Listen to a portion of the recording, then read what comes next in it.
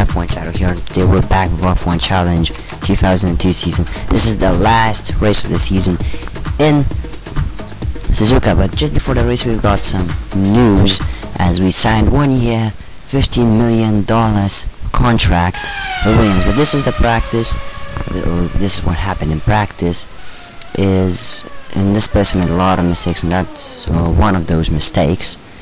Losing the rear wheel, and then this is what happened in qualifying. Right now, just that one bit wide, went off, flew into the wall. So yeah, let's get on with the race. Hello there. Welcome to Japan. The weather, as so often is the case here, is just wonderful.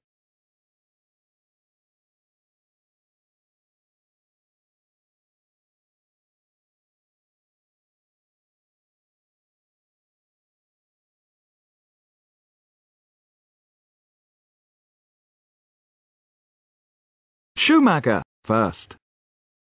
The Williams driver performed brilliantly in qualifying to line up second. Montoya couldn't quite match the pace of his teammate. He starts third. Kimi Räikkönen fourth. David Coulthard fifth. Barrichello sixth. Olivier Panis seventh. Button eighth. Heidfeld ninth. Frentzen 10th. Trulli 11th. Mark Webber 12th. Eddie Irvine 13th. Mika Salo 14th. Massa 15th. De La Rosa 16th. Takuma Sato 17th. Villeneuve 18th. Alan McNeish 19th.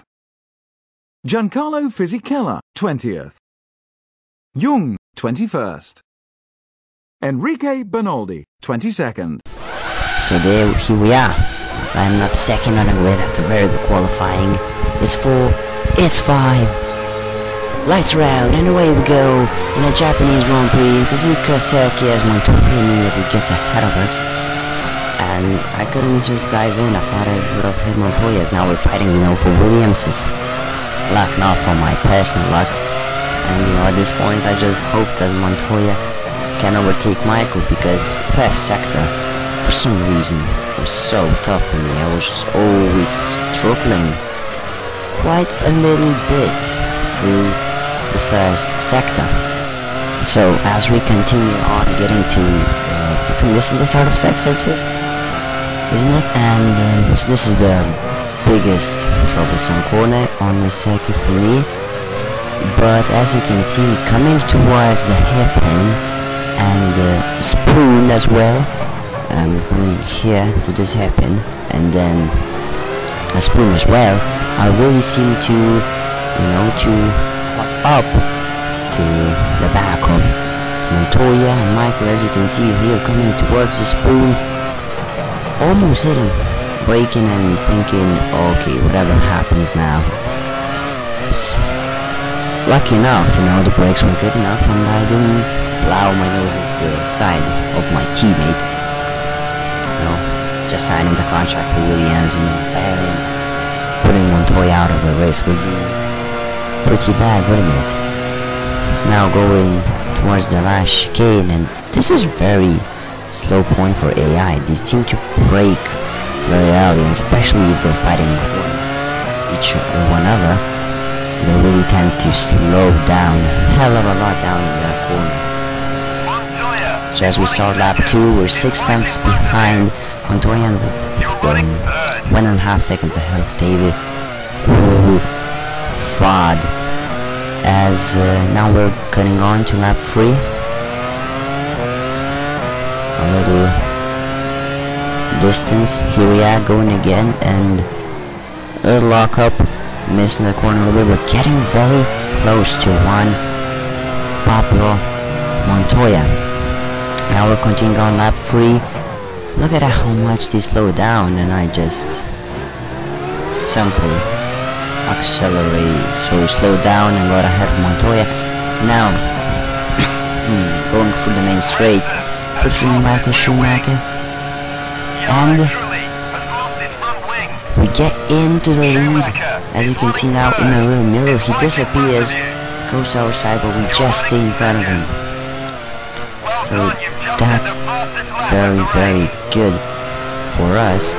As now we continue on, lapping Alex Young on lap 5. I believe he was pitting because of the front wing damage. Now, as you can see, when me and Michael passed Alex Young, this is what happens. Montoya couldn't clear him in the main straight, so he got stuck behind this very, very slow Minardi, which has absolutely no grip in slower corners. As you can see, he's growing frustrated. This is not good for Williams. Obviously, we're fighting for the title, and he runs out wide a little bit. Montoya tries to cut inside, loses his front wing, and then does an amazing barrel roll, and Montoya retires. So as you can see, now we cut on to lap 9, 20 seconds ahead of Kimi Räikkönen, because Michael Schumacher has already pitted. So we are going to pit, turning it on fairly early, hurrying up with my wheel those mechanics, and so we get 8.3 pit stop, fuel worthy of 6 laps. So that's just enough, and crucially we get out just ahead of Kimi Räikkönen. But as you can see now, with on a cold tires, really struggling through few corners right here, and we'll just, as you will see,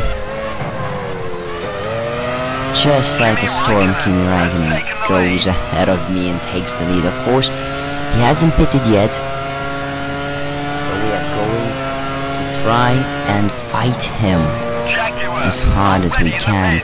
Closing down on him, you can see a back marker fight there. Or was it, I think maybe just a solo. Yeah, it's a solo Alan McNeish. That has been against me a lot of times when I was going around him. And always was putting a fight on me just because I was trying to lap him. As we're going to this little hairpin, I don't know how it is called. Oh no, this is Spoon. Yeah, I missed a little bit of point. Sorry, that was Spoon. And now Alan McNeish gets in the way of Kimi Räikkönen. We slipstream them both and get back into the lead. So thank you very much to Alan McNeish. And yes, here we are, lap 14. Nothing really happened. Slowly build a gap, but then just missed a little bit and started braking, really thinking, just don't crash, just don't throw this race win. Last race of the season, come on, if I can win. That's great. And now at the start of lap 15, we've got Enrique Bernoli again fighting with me when I'm trying to lap him, and that's not the first time this season. And then there's the Jordan of Takuma Sato also running me, and that's pretty annoying because, as you will see just in a moment, he doesn't let me go. He doesn't let me go so easily. Look, he sticks that car on the outside, and just by pure Williams BMW engine power, I somehow managed to get ahead of him. So that was a very, very, very crucial point to stay ahead of him, not make mistakes. And yeah, so we're coming through the last few corners. Only last corner left to go as we're going victorious in Suzuka.